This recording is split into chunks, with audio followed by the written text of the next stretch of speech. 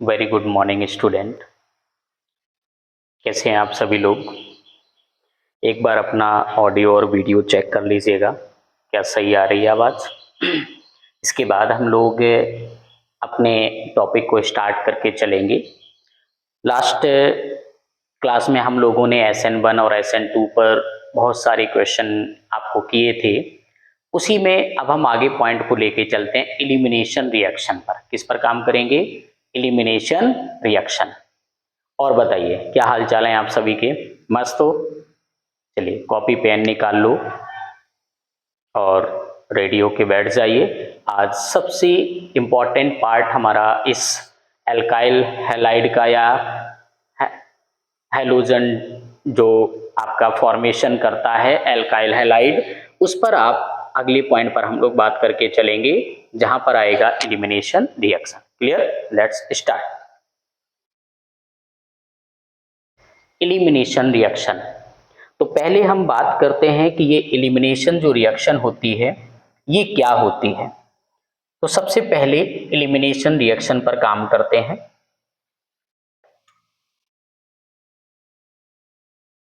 आपको इससे पहले मैंने अल्फा एंड बीटा हाइड्रोजन की बात किए होंगे। यहां पर आप उन पार्टों को हम लोग यूज करके चलेंगे। कुछ पार्ट आपको यहां पर मिलेंगे।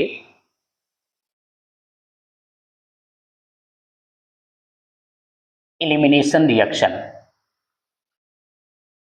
Halo alkane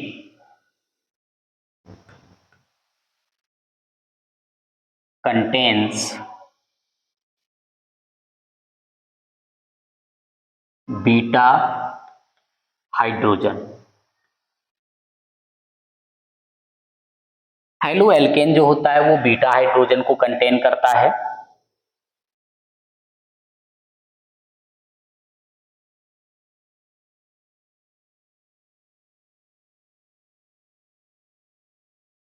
when heated at high temperature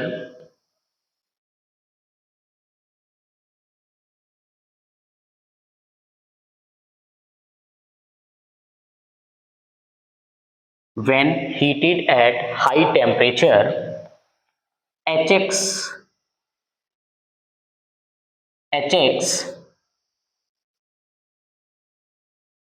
react HX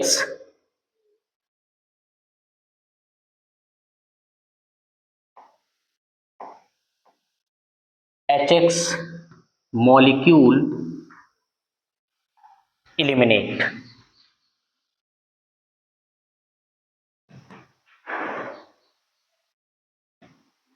मैंने क्या किया कि आपको हेलो एल्केन जो होगा बीटा हाइड्रोजन कैरी करेगा। When heated at high temperature, अगर उसको हाई टेम्परेचर पर हीट करा दिया तो HX जो मॉलिक्यूल होगा वो एलिमिनेट हो जाएगा। हमारे पास एक पॉइंट ये आएगा, ये सर जो HX मुझे मिलेगा वो कहां से हाइड्रोजन मिलेगा, कहां से मुझे X मिलेगा। ये हमारे लिए एक इंपॉर्टेंट पार्ट आया यहां पर कि हम किससे X निकालें किससे H निकालें। ठीक है ना, उसी की बात भी कर लेते हैं। कहां से आपका H निकलेगा, कहां से आप X निकालोगे। H from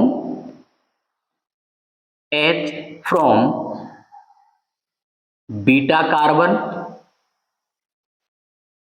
and X from alpha carbon. जो आपका H होगा वो कहां से रिमूव होगा? बीटा कार्बन से। X जो होगा वो कहां से रिमूव होगा? अल्फा कार्बन से। This reaction is called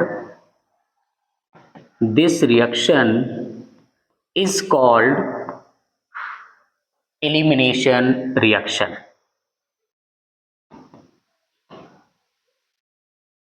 elimination reaction, इस रिएक्शन को क्या कहते हैं? एलिमिनेशन रिएक्शन बोलते हैं। यहां तक क्लियर है? राइट कर लीजिएगा। अब हम आते हैं नेक्स्ट पार्ट में, types of elimination reaction.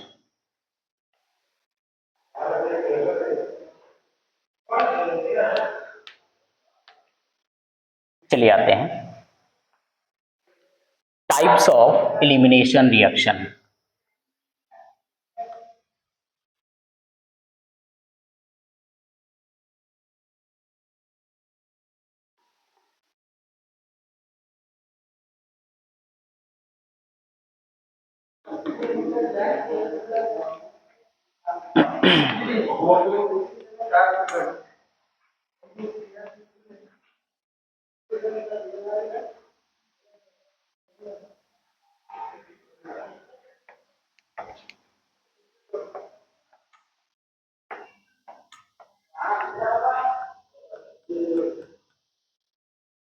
There are two type of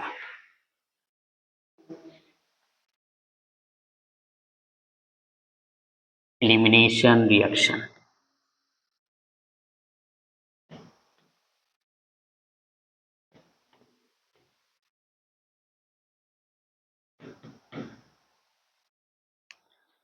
to type हमें एलिमिनेशन रिएक्शन के क्या क्या मिलते हैं। First, E one reaction and second one is E2 reaction. एक क्या मिलेगा मुझे, इवन रिएक्शन मिलेगा, एक क्या मिलेगा मुझे, E2 रिएक्शन मिलेगा। अब हम इन्हीं दोनों में वन बाई वन काम करके चलेंगे। इवन जो होगा mostly cases of SN1 reaction. मैं अगर वन पार्ट आपको इसी में दूं, similar to similar properties to SN1। SN1 के सिमिलर प्रॉपर्टीज आपको देगा कौन, E1। और जो E2 होगा similar properties to SN2 mostly.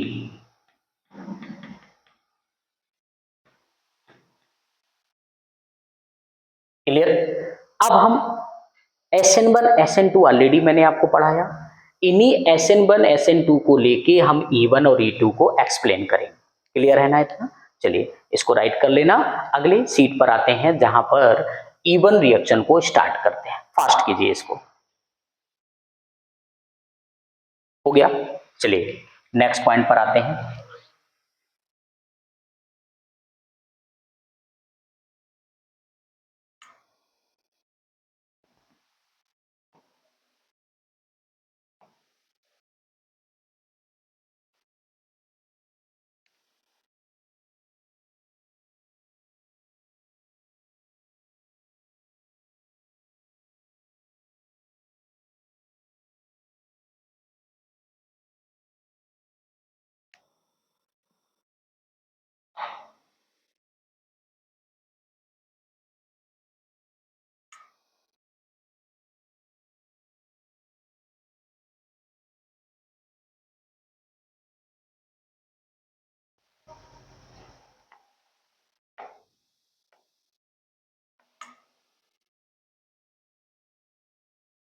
E one reaction की बात करते हैं कि व्हाट इज इवन रिएक्शन, कैसे इवन रिएक्शन काम करेगा। अब आते हैं इवन रिएक्शन की प्रॉपर्टीज को हम लोग वन बाय वन लेते हैं। थोड़ा ध्यान से देखना, SN1 को रिलेट करना, सारे पॉइंट आपको समझ में आएंगे। It is unimolecular reaction. ये कैसी रिएक्शन होगी, यूनिमॉलिक्यूलर रिएक्शन होगी।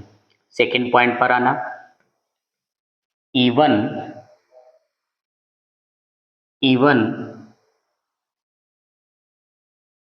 Reaction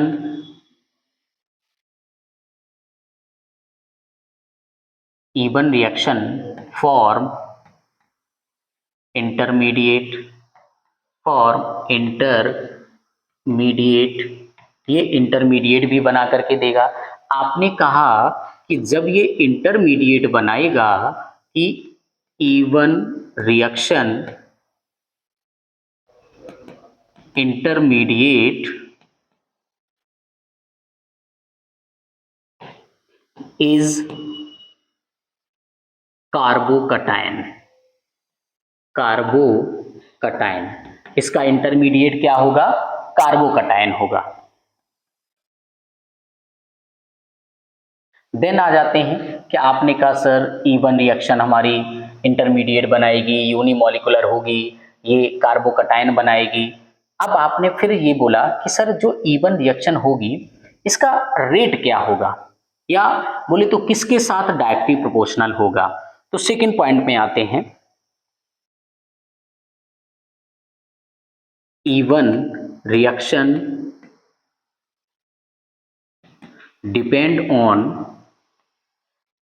depends on only alkyl halide। E1 जो रिएक्शन होती है वो केवल किस पर डिपेंड होती है?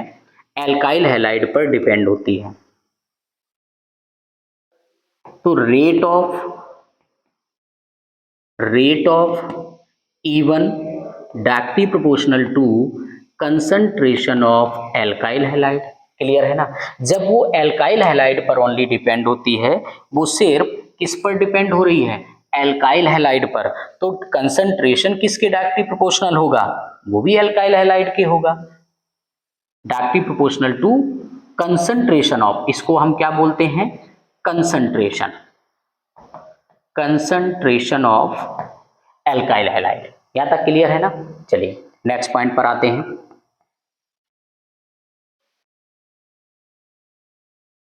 E1 reaction is to step. ये कितने स्टेप की रिएक्शन होती है? टू स्टेप रिएक्शन होती है। आपने कहा सर अगर ये टू स्टेप रिएक्शन होती है तो ये टू स्टेप इसके कौन कौन से होते हैं? First, formation of carbocation. पहले ये क्या करेगा? कार्बोकटायन बनाएगा। And second number, negative part बोले तो न्यूक्लियोफाइल, है ना, अटैक ऑफ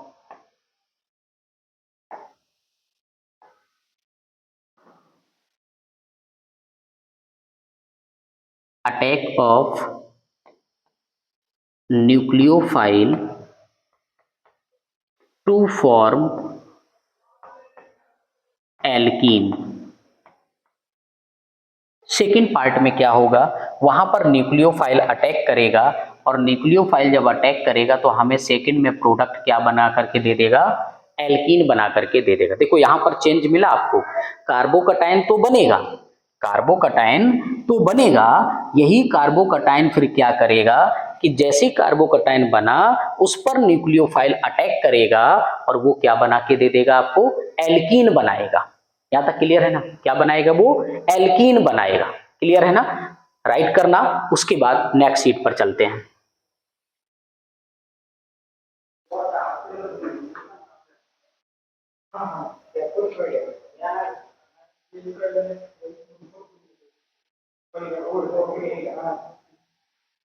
हो गया? चलिए आते हैं नेक्स्ट पॉइंट आपको देते हैं।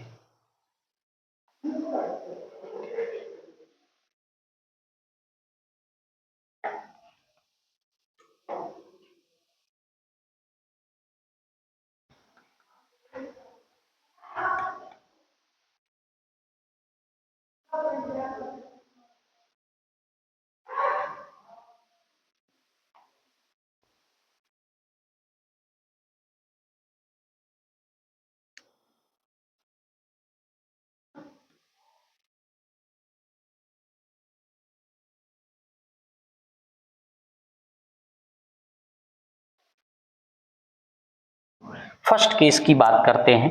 आपसे मैंने अभी अभी बताया कि पहले रिएक्शन में क्या होगा? कार्बोकटायन बनेगा। और कार्बोकटायन कब बनता है? पहले हैलोजन को रिलीज किया, लीविंग ग्रुप होता है, इसको रिमूव कराएगा। जैसे इसको रिमूव कराया, ये लीविंग ग्रुप है, लीविंग ग्रुप क्या करेगा? यहां से लीव हो जाएगा। तो आपने बोला सर हमें जो फॉर्मेशन मिला वो फॉर्मेशन हमें क्या मिला? जो फॉर्मेशन मुझे मिला वो फॉर्मेशन हमें मिला ये कार्बोकटायन, और बाहर क्या निकल गया, X माइनस। यहाँ तक क्लियर है ना। ये क्या बन गया, कार्बोकटायन बन गया। जैसे कार्बोकटायन मुझे बन करके मिला, अब यही कार्बोकटायन क्या करेगा, यही कार्बोकटायन अब क्या करेगा, आपने जैसे ही कार्बोकटायन बनाया, अब इस कार्बोकटायन पर एक्शन होगा। देखना, कार्बोकटायन पर आपको बेस आएगा और वो भी नेगेटिव पार्ट आएगा।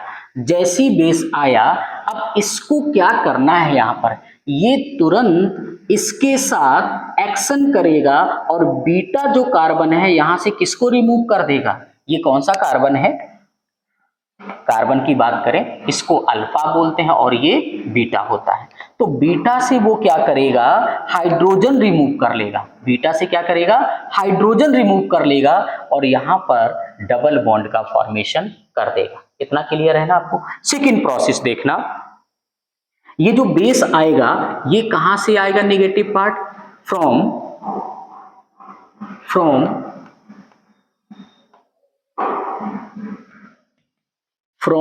सॉल्वेंट।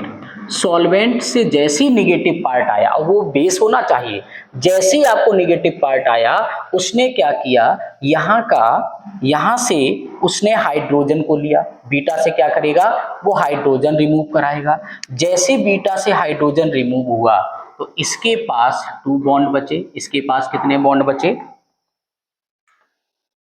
इसके पास 2 बॉन्ड बचे।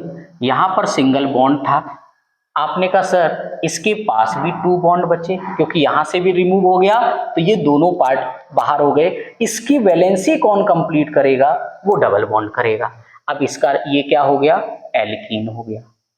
पहले केस में कार्बोकटायन बना, पहले केस में उसने कहा कि आप कार्बोकटायन बनाते हो, और सेकंड केस में उसने कहा आप एल्कीन बनाते हो। जब बेस जो होगा वो निगेटिव पार्ट जब निकलेगा, बोले तो OH निकलेगा, हाइड्रोजन लेगा और वाटर को बाहर कर देगा। क्लियर है ना, इतना यहां तक समझ में आया, क्लियर है। चलिए इसको राइट करना। अब हम आपको देते हैं और इससे रिलेटेड कई सारे पॉइंट आपको अभी देते हैं कि आपने सॉल्वेंट कौन सा लेना है, बेस कौन सा होना चाहिए, ये भी पॉइंट हमारे लिए इंपॉर्टेंट है। यस, इसको राइट करो।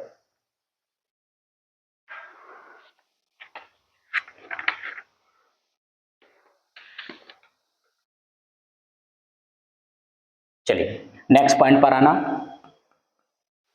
इवन रिएक्शन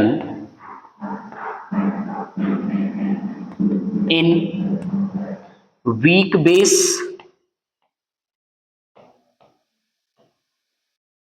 और mild concentration of base. Mild concentration of base. पहला केस याद रखना, इसमें जो बेस होगा हमारा वो वीक बेस होना चाहिए। इवन रिएक्शन इन सॉल्वेंट की बात करते हैं, इन पोलर प्रोटिक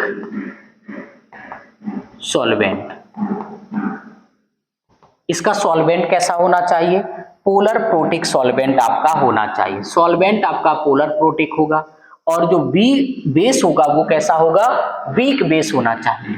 ये वीक बेस होना चाहिए और ये आपको पोलर प्रोटिक होना चाहिए। यहां तक क्लियर है ना, राइट करना। अगली सीट पर चलते हैं।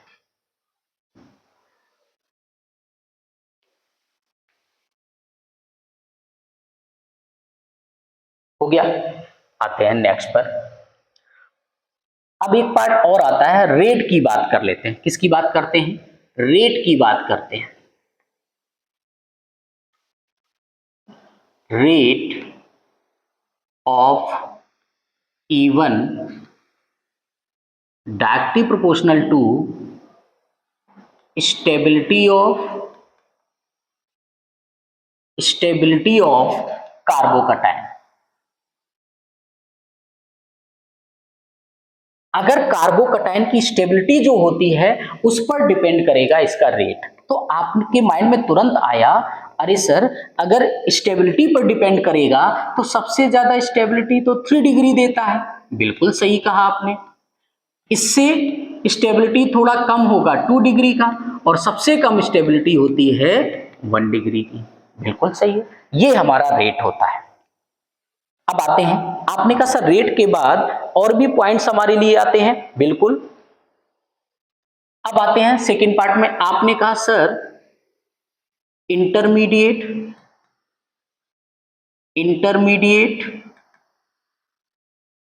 Is carbocation. इंटरमीडिएट क्या होगा? कार्बोकटायन होगा। और जैसे ही भाई कार्बोकटायन बन जाएगा, फिर आपने कहा कि रीअरेंजमेंट होगा। क्या होगा आपका? रीअरेंजमेंट होगा। कहते ना अट्रैक्शन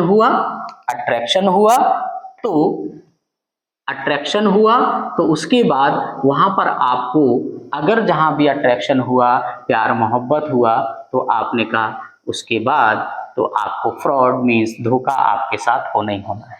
क्लियर है? कार्बोकटायन बना, रीअरेंजमेंट होगा। नेक्स्ट पार्ट पर आते हैं।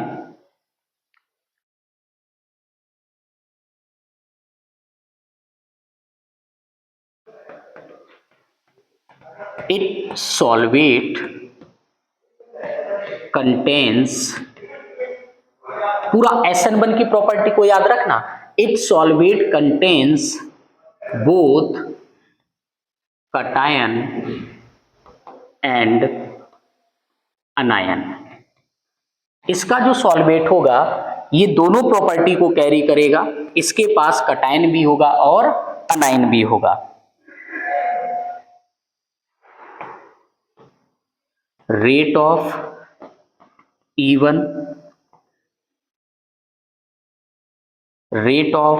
इवन हम किस में बात कर रहे हैं? एल्काइल हैलाइड में। RI सबसे ज्यादा होगा, RBr उससे कम होगा, RCl उसके बाद होगा, और सबसे कम होगा RF का। ये भी आप रेट अपना याद रखना उसी में। Next point, good leaving group. इसका जो लीविंग ग्रुप होगा बहुत अच्छा होगा, इजिली रिमूव हो जाएगा, क्योंकि ये फोर्स ऑफ अट्रैक्शन न्यूक्लियस से कम होता है, तो इजिली आयोडीन रिलीज होता है। F का ज्यादा होता है, नियरेस्ट होता है न्यूक्लियस के, फोर्स ऑफ अट्रैक्शन ज्यादा, तो वो रिलीज नहीं होता है। क्लियर है ना? तो ये गुड लीविंग ग्रुप बोला जाता है, इसको गुड लीविंग ग्रुप इसको बोलते हैं। फिर आपके माइंड में आता है सर ऑर्डर मुझे बताइए, आप बताओ SN1 का ऑर्डर क्या था? तो आपने कहा फर्स्ट ऑर्डर था, तो इसका भी ऑर्डर क्या होगा? फर्स्ट होगा। आप फिर ये कहते हो सर आपने अभी अभी ये बोला कि ये जो इवन रिएक्शन होती है, ये इवन रिएक्शन आपने कहा सर सिमिलर टू SN1 हो गई, तो हम ये कैसे डिफाइन करें, ये हम कैसे क्लियर करें, डिफरेंशिएट कैसे करें, कहां पर इवन होगा, कहां पर SN1 होगा? अब उसी की कंडीशन मैं आपको देता हूं कि if temperature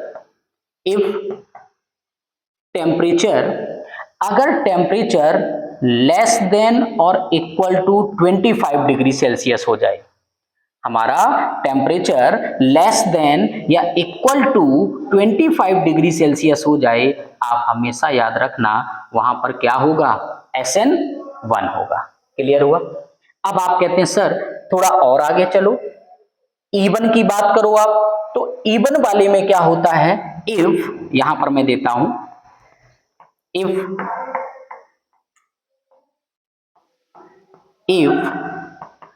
temperature greater than equal to 50 degree Celsius, तो वहां पर क्या होगा? इवन होगा। आप समझ में आ गया? अगर टेम्परेचर हाई होगा तो इवन होगा, अगर टेम्परेचर 25 से लो हो गया तो SN1 होगी। आप समझ में आ गया? कार्बोकटायन दोनों में बनेगा, रीअरेंजमेंट दोनों में होगा। और SN1 क्या करता था? जब SN1 में क्या था कि सॉल्वेंट होता है उसका न्यूक्लियोफाइल अटैच होता था, लेकिन इवन में क्या होता है? वो बना करके आपको क्या देगा? एल्कीन बनाता है। इवन में क्या था? इवन पार्ट में आपको एल्कीन बना करके देता था। बस इतना आपको याद रखना है। क्लियर है ना। जहां पर टेम्परेचर अगर आपका 25 डिग्री सेल्सियस होगा तो आप कह दोगे सर SN1 होगी। जहां पर टेम्परेचर ग्रेटर देन 50 होगा तो वहां क्या बोल दोगे, E1 बोल दो। यहां तक क्लियर है ना। स्क्रीनशॉट ले लो, राइट कर लो, कोई डाउट है तो मुझे बताइए, नहीं तो मैं इसके बाद आगे चलता हूं E2 रिएक्शन में। फास्ट कीजिए इसको।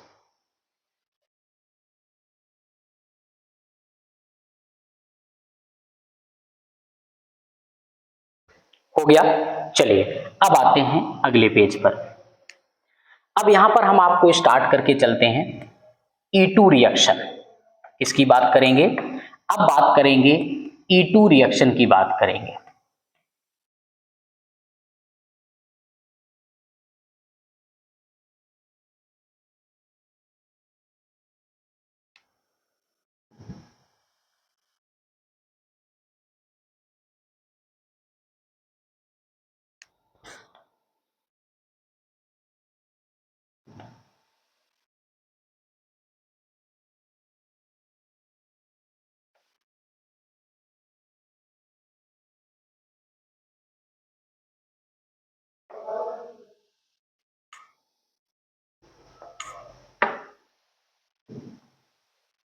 अब हम आपसे बात करते हैं E2 रिएक्शन। ये E2 रिएक्शन कैसे काम करती है। मैंने अभी अभी जस्ट पहले बोला mostly properties are similar to SN2 reaction. आ जाइए, जैसे आपने E2 को बोला और E1 के ठीक रिवर्स बोल दोगे। E2 reaction is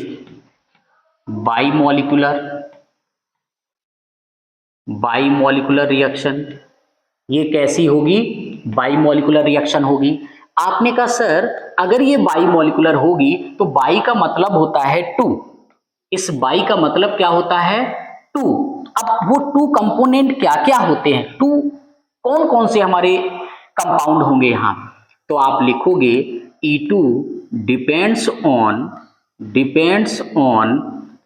alkyl halide and base. तो अब यहां पर एक हो गया एल्काइल हैलाइड और एक क्या हो गया आपका, बेस हो गया। एक डिपेंड करेगा एल्काइल हैलाइड पर और एक डिपेंड करेगा बेस पर। 2 हो गए हमारे, बिल्कुल। अब इसके बाद आप आते हैं, अब आपने कहा सर जो E2 रिएक्शन का रेट होगा, E2 जो रेट होगा वो भी डायरेक्टली प्रोपोर्शनल होगा किसके, concentration of alkyl halide and concentration of base. Clear है। देखो सेम स्टेप बाय स्टेप चलोगे आप, कभी डाउट नहीं आने देंगे आपको। ये दोनों के कंसंट्रेशन पर डिपेंड करेगा। नेक्स्ट पार्ट पर आते हैं। आपने कहा कि सर अगर ये दोनों के कंसंट्रेशन पर डिपेंड करता है तो इसको और किस तरीके से हम बोलते हैं। मैंने कहा कि E2 reaction is one step reaction. ये जो रिएक्शन होती है ये वन स्टेप रिएक्शन बोली जाती है। अब आपने कहा सर अगर वन स्टेप रिएक्शन है तो कोई रिएक्शन इसकी बता के मुझे दिखाओ कि जिसमें फॉर्मेशन हमें प्रोडक्ट का हो जाए। उसको भी देते हैं। आपसे मैंने कहा कि कोई आप एल्काइल हैलाइड ले लो, लिया। आपने किसी भी एल्काइल हैलाइड को जैसे लिया तो एल्काइल हैलाइड को लेने के बाद आप सिंपल ये कहते हो कि यहां पर जैसी रिएक्शन होगी, पहले तो केस आ जाएगा कि सर हमारा बेस कैसा होना चाहिए, यहां पर स्ट्रॉन्ग बेस होगा। ठीक है, जैसे स्ट्रॉन्ग बेस आया तो उस स्ट्रॉन्ग बेस से क्या होगा, यहां से ये हाइड्रोजन, जो इसके पास हाइड्रोजन होगा वो रिमूव होगा और यहाँ का X रिमूव होगा। दोनों के समझना, बीटा से इसको क्या बोलते हो, बीटा, और ये अल्फा। अल्फा से X रिमूव होता है, बीटा से H रिमूव हो जाएगा। जैसे दोनों रिमूव हो गए तो आपने बोला कि सर फॉर्मेशन तो हमारे पास सिर्फ यही बचा, एल्कीन बना। लेकिन बात समझने वाली तो ये है यहां पर कि X रिमूव हुआ, H रिमूव हुआ, x को पहले रिमूव करता है, reason due to remove x, देखो ऐसे लिखना, to remove x because of formation of 5 bond. It is not possible. It is not possible. आपने ये कहा कि हमने x क्यों रिमूव किया पहले, वो इसलिए रिमूव करते हैं कि कहीं यहां पर 5 बॉन्ड ना बन जाएं, और ये पॉसिबल नहीं होता है कार्बन के केस में। अब समझ में आ गया? देखो विथ रीजन के साथ आपको दे रहा हूं, रिएक्शन आपके लिए इजी तभी होंगी, मैं आपको लगता है ना देखने में मुझे कि रिएक्शन कैसे कंप्लीट होती हैं, मैं आपको फैक्ट भी दूंगा, मैं आपको रीजन भी दूंगा ऐसा होता क्यों है। क्लियर है? ये x को पहले क्यों रिमूव करेगा, क्योंकि कार्बन के पास 5 बॉन्ड ना बन जाएं, और कार्बन के पास एबिलिटी होती है, कार्बन के पास एक आपने पढ़ा होगा कार्बन कैसा होता है, टेट्रावैलेंसी देता है। टेट्रावैलेंसी का मतलब केवल 4 बॉन्ड देता है, इस वजह से वहां 5 ना बन जाए तो पहले x को रिमूव करा दो। यहां तक क्लियर है? राइट कीजिए। अभी और भी कुछ पॉइंट्स इसके देते हैं, फास्ट करो।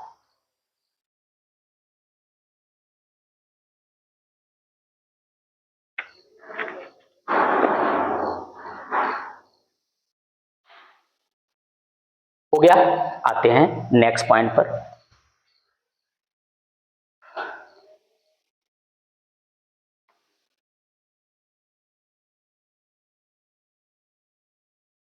E2 रिएक्शन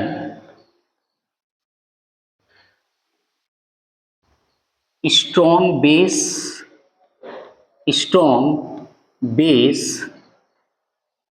और स्ट्रॉन्ग बेस बोलो, या आप ये कह सकते हो high concentration of base. Strong base बोल सकते हो या हाई कंसंट्रेशन ऑफ बेस होता है। नेक्स्ट पॉइंट पर आते हैं। जो E2 रिएक्शन है, E2 reaction rate also directly proportional stability of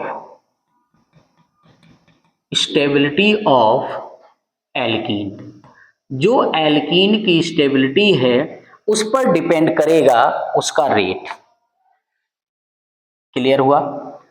और भी पॉइंट्स देते हैं, कुछ और भी पॉइंट्स हैं इसमें।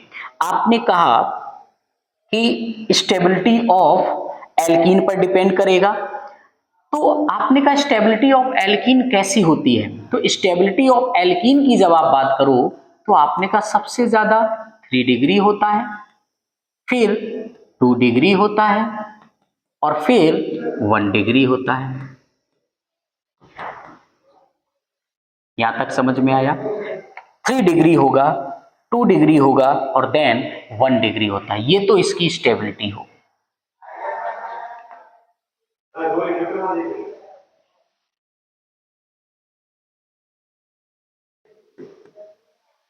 इन E2 रिएक्शन सॉल्वेंट कैसा होगा? इन E2 reaction solvent is polar aprotic.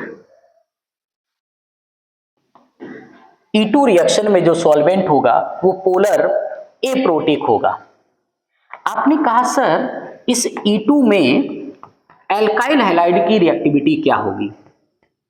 In E2 Ri greater than Rbr greater than Rcl greater than Rf। ये सेम फैक्टर आपको दे रहा है, सेम फैक्टर आपको दे रहा है। ये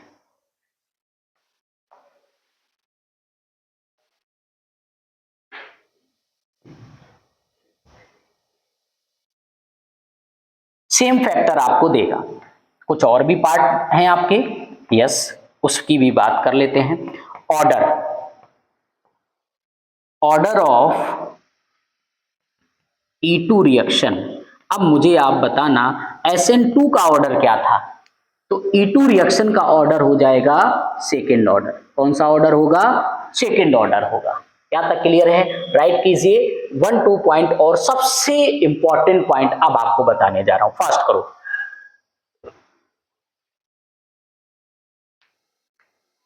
हो गया? चलिए आ जाइए। अब जो मैं बताऊंगा वो बहुत ध्यान से आपको समझना पड़ेगा।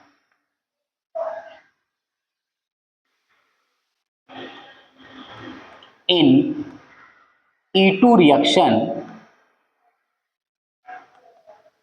स्ट्रॉन्ग बेस आपको मालूम है, राइट किया भी है आपने।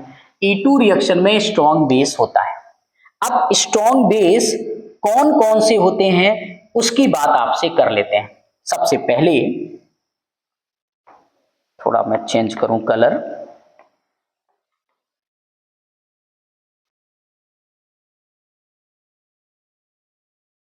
One, two, three, four.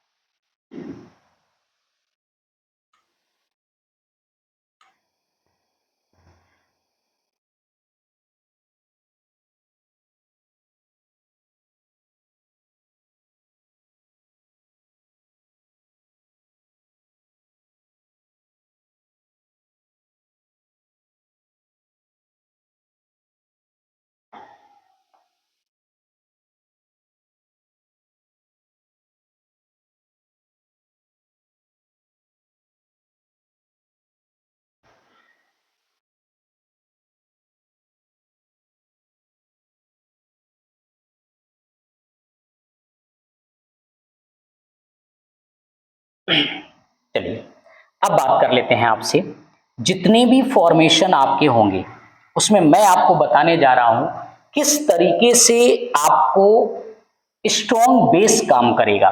First point में राइट करना, अगर एल्कोहलिक KOH दे दिया जाए और उसको हीट करा दिया जाए, एल्कोहलिक KOH को हीट करा दिया जाए, CH3O माइनस को इसको भी हीट करा दिया जाए, क्या करा दिया जाए?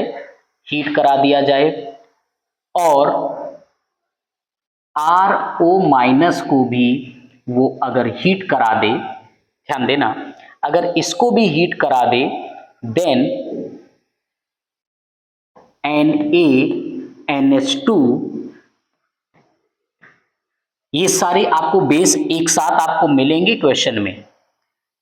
इसको हीट कराए, या आप ये कहते हो इसी के साथ NaNH2 के साथ अमोनिया भी आपको अगर मिल जाए, इन सभी केस में आपको बताना पड़ेगा। ये सब स्ट्रॉन्ग केस हैं, सारे स्ट्रॉन्ग बेस के केस हैं, सारे स्ट्रॉन्ग बेस के केस आएंगे आपको।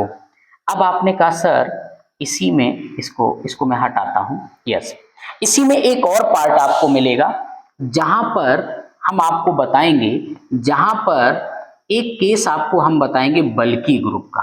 किसका बताएंगे? बल्की ग्रुप का एक केस बताएंगे, और इसको भी वो अगर हीट करा दे। अब आप देखना, मैंने यह कितने फॉर्मेशन आपको दिए, मैंने यहां पर आपको जो फॉर्मेशन दिए हैं, एक ये first case, second case, third case, और यहां पर फोर्थ केस, और ये फिफ्थ वाला केस, 5 केस मैंने आपको दिए। अब इन्हीं में मैं बात करूंगा कि 1 2 4, ये 1 2 3 4 होंगे, ये एक कैटेगरी में रखा जाता है, और ये बल्की ग्रुप एक साथ रखा जाता है। तो आपने कहा सर अब अगर ये एक साथ रखा जाता है तो इनको हम कैसे चेंज कराएंगे? क्या फॉर्मेशन बताएंगे वो याद रखना है। इस पार्ट में अगर ये आपको बेस मिल जाएंगे तो इस बेस में आपको याद क्या रखना है, यहां सिरजेफ रूल लगेगा, सिरजेफ रूल लगेगा। सेकंड चीज आपने कहा सर अगर जहां पर सिरजेफ रूल लगेगा तो मेजर प्रोडक्ट सिरजेफ रूल फॉर्म, पूरा पार्ट देते हैं, सिरजेफ रूल फॉर्म मेजर प्रोडक्ट, जो सिरजेफ रूल से बनेगा वो मेजर प्रोडक्ट आपका होता है। अब आपने कहा सर क्या सिरजेफ रूल से जो बना वो मेजर प्रोडक्ट हुआ और वो बनाएगा क्या, तो आपने कहा सर मोर स्टेबल एल्कीन बनाता है, इसमें मोर स्टेबल एल्कीन बनेगा। अब आ जाते हैं यहां पर, इस केस की भी बात कर लें, छोड़ नहीं सकते हैं, इसमें आ जाते हैं। इसमें है क्या, कार्बन के पास 3 एल्काइल ग्रुप हैं, तो मतलब ये बल्की ग्रुप जिसमें एल्काइल ज्यादा है, बल्की ग्रुप होता है, इसको हम बल्की बेस भी कहते हैं। इसमें क्या है, बल्की बेस है, ये बल्की बेस हुआ। और जहां पर भाई बल्की बेस होता है, जहां पर बल्कि आपका बेस होगा तो इस बल्कि बेस में कौन सा रूल लगता है बताओ जरा मुझे।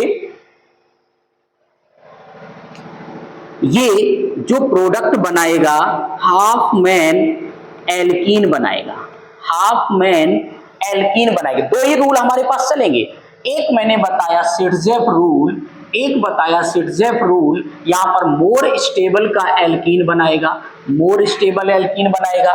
एक मैंने बताया कि बल्कि बेस है क्योंकि ये सब एल्काइल ग्रुप लगे हुए हैं, तो ये हाफ मैन एल्कीन बनाएगा। जैसे हाफ मैन एल्कीन बनेगा तो यही हाफ मैन एल्कीन कैसा होगा, मेजर प्रोडक्ट होगा। हाफ मैन एल्कीन का ही कौन सा प्रोडक्ट होगा, मेजर प्रोडक्ट होगा। जैसे हाफ मैन एल्कीन ने अपना मेजर प्रोडक्ट बनाया तो ये कैसा होगा, ये जब मोर स्टेबल बना सिरजेफ में तो हाफ मैन कैसा बनाएगा, लेस स्टेबल एल्कीन। ये कैसा बनाएगा, लेस स्टेबल एल्कीन बनाएगा। अब आप ध्यान देना, फिर से वही सारे पॉइंट बोलेंगे। जहां पर ये बल्कि फॉर्मेशन आएगा तो आपने कहा सर वो बल्कि बेस हो गया। अगर बल्कि बेस मिला तो वहां पर हाफ मैन रूल लगेगा और वो अपना एल्कीन बनाएगा, और वो जो एल्कीन बनाएगा वो लेस स्टेबल होगा, मतलब वो एल्कीन लेस स्टेबल होना चाहिए। लेकिन जैसे सिरजेफ रूल हुआ, मतलब ये सारे आपको अगर बेस दिए जाएंगे तो वहां पर सिरजेफ रूल लगेगा। सिरजेफ रूल हमेशा मोर स्टेबल एल्कीन बनाता है। लास्ट ईयर के एग्जाम में ये पूछा भी गया था, पीछे के एग्जामों में ये पूछा भी गया था कि in Saytzeff rule to form more stable, less stable, both, none of these. तो आपको याद रखना कि सिरजेफ रूल में हमेशा मोर स्टेबल एल्कीन फॉर्मेशन होता है। यहां तक क्लियर है ना, यहां तक कोई डाउट आपको, आई होप डाउट नहीं होना चाहिए। हर पॉइंट को मैंने आपको दिया है, एक्सप्लेनेशन के साथ दिया है, जितना भी हो सकता है उतना सब आपको बता करके मैं चला हूं। अब हम आपको E1, E2, SN1, SN2 चारों को एक साथ मिला करके आपके लिए मैं प्रैक्टिस सेट बनाऊंगा, और उस प्रैक्टिस सेट को आपको मैं कराऊंगा, जिसको हम लोग नेक्स्ट वीडियो में आपसे मिलते हैं। तो आप लोग सारे पॉइंट को नोट कर लेना, प्रॉपर नोट्स बनाइएगा, रिवाइज करते रहिएगा, कहीं भी किसी भी तरीके का कोई भी डाउट आपको नहीं होगा। यहां तक क्लियर है ना। Thank you so much. हंसते रहो, खेलते रहो, मुस्कुराते रहो। फिर मिलते हैं हम लोग अगले वीडियो में। Okay, thank you, bye bye. Yes, last में जाते जाते एक पॉइंट फिर से आपसे बात करनी है कि अगर आपको इन पूरे में E1, E2 में अगर कोई भी डाउट होता है तो आप हमारे इस पर्सनल विंडो पर आप मुझे व्हाट्सएप कर सकते हो। अदरवाइज आप क्या करेंगे, हमारे जो आपके फ्रेंड्स हैं उनको हमारा जो YouTube का चैनल है उस पर आप @देव क्लासेस 4243 पर जा करके आप उनको बोलिए चैनल को सब्सक्राइब करें और आपको हर लेक्चर को जब आप 1 बाय 1 देखोगे, पहले फर्स्ट देखना, फिर सेकंड देखना, फिर थर्ड देखना, तब जब आप यहां तक आओगे तो आपको SN1, SN2, E1, E2 कोई भी टॉपिक होगा वो 100% आप समझ जाओगे। क्लियर? जो भी आपके फ्रेंड सर्किल में लोग हैं, अगर वो अभी तक हमसे नहीं जुड़े हैं तो आप उनको शेयर कीजिएगा, उनको बोलिए सब्सक्राइब करें और नोटिफिकेशन ऑन करें, जिसमें जैसे मैं अपलोड करता हूं तुरंत उनके पास जाएगा और वो अपने टाइम को वहां पर यूटिलाइज कर सकते हैं। @देव क्लासेस 4243 पर जाकर के वो जैसे सर्च करेंगे आपको सारा पार्ट आपको वहां पर मिलेगा। फिर भी कोई डाउट होता है तो आप इस नंबर पर मुझे व्हाट्सएप भी कर सकते हो।